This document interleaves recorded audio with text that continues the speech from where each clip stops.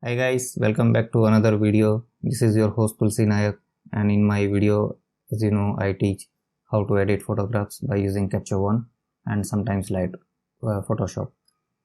So in today's video, we are going to work on this photo of a macaroon which I took at my hotel. It is going to be very simple and quick edit, and what I'm going to demonstrate in this video is that sometimes there are if you have shot in good lighting condition, when you lit them well while you are taking a photograph with very little adjustments, you can do your quick edit. It is not necessary to spend a lot of time to edit your photograph. So let's begin. So as you see this photo, so let me hide the panel so we get more area to work with. So as you know, my editing workflow, before I begin to edit anything, I would like to first understand what do I want to achieve out of this photograph. So what I really want to achieve out of this photograph, that it's a very nice monochrome. So what do I mean by monochrome? That monochrome is not necessarily only the black and white. It is can be a color photograph as well, but when you have only one color in the photograph. So as you see, it's a nice background and very beautifully lit macaroons. So what we want to do is we just want to pop this macaroon up, maybe the saturate color a little bit, increase this specular highlights, and just create a slight depth and the separation between background and the subject. So let's try with the shadow. Let's increase the shadow a little bit. I think maybe this much will do. Reduce the highlight a little bit to compensate for the increased shadow. Let's see what the black slider does. So as you notice, the more we increase the black slider, it is kind of making the photograph flat. We do not want in this area our black to go up. I kind of like the way it is, but however, I want to enhance black in this area. I want to bring out the details in this area. So how do we do that? We go take one, let's go with empty adjustment layer, take a radial circle and just try and select this part. If you hit M on your keyboard, it will tell you which part is selected. So let's invert the mask. It has got the decent selection. Hide the mask, and now if we lift up black, it will only lift in the selection, but it has made it unrealistic. So to make it more realistic, let's pull down the highlights a bit in this area. What I'm going to do, let's go to Luma range and let's take black point all the way up. Let's click on display mask and reduce the white pixels more.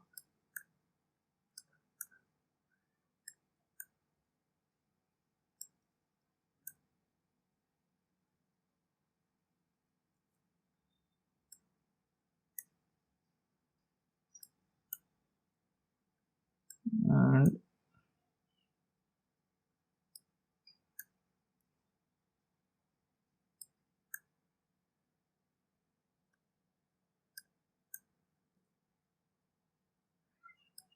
this is pretty much it. Now let's take the eraser, hit the M again. Let's take the eraser, increase the brush size and rasterize, and try and remove mask from this area because we do not want masking in this area.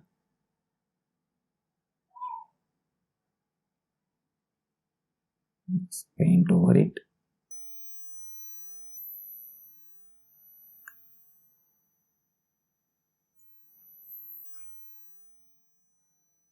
So as you noticed, and if you are following me regularly on some of my previous video, first I make the mask and then I apply the settings. But however, in this case, first, if you noticed, I have applied the settings and then I made the mask. So the reason I did that, because as you can see here, we know exactly where mask is not created properly. So now I'm going to refine the mask, take it all the way to 300 and apply. So now you would see this halo which is created, it will disappear kind of. There we go. So this is the reason I have chosen this slightly different approach. Now let's highlight, increase the shadow a bit.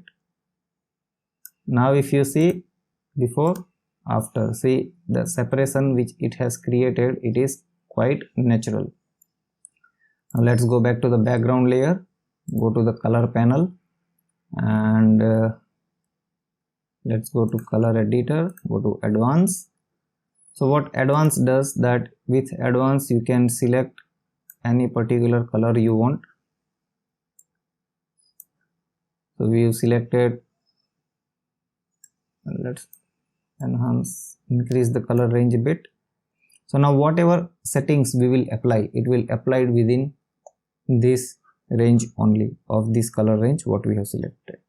So let's see if we increase the smoothness, what it does. Let's change the hue.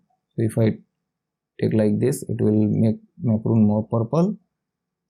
If I change the hue like that, so what we want to do is, let's leave it where it is and just take slide towards purple, and let's increase the brightness a bit, make them a pop more, and let's give them a bit of saturation boost. This is little too much, maybe this much is enough. Let's have a look.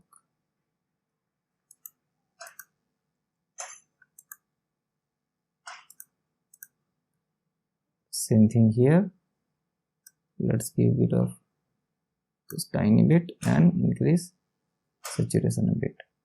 Let's see what it does now. This is before, this is after. See how much is the difference. I'm going to go to adjustment layer once again, and here I notice some halo. I'm going to take eraser tool, make it very small and just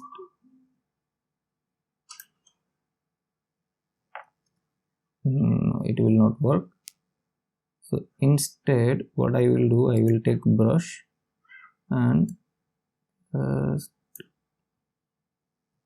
it's spilling over a bit.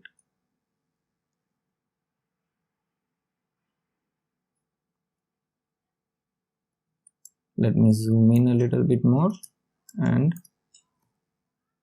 I'm just going to mask slightly this area with the full opacity. I think it will take care of that halo. Yep, it's gone.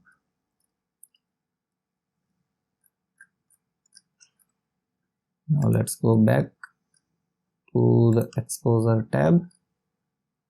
Let's work on the levels. So darken shadow still furthermore, and I will brighten a mid-tone just to give overall balance, and brighten highlights as well a little bit, so that will pop up this specular highlights. Let's give a bit of vignette, and this is pretty much done. It is very simple, quick edit. Maybe a little bit of sharpening. No sharpening, I will leave it as it is, because Capture One actually picks up sharpening very well out of the camera. So unlike Lightroom where you have to apply sharpening, in as many edits I have done in Capture One, I have not come across situation where I have to apply sharpening in Capture One as of yet. Maybe going ahead, not sure, but as of yet, no. So let's see, this is before and this is after. Let's review in the full screen mode. Very simple, quick edit, and this is the beauty. I have fallen in love with Capture One, that with very little simple edits you are able to get good results. So that's it for this video. I hope you like this quick edit tutorial, and do like, share, subscribe to my channel. And if you like me to edit any photograph like this, please email it to me Leave me your feedback in the comment box. This is Tulsi signing out until I meet you in the next video.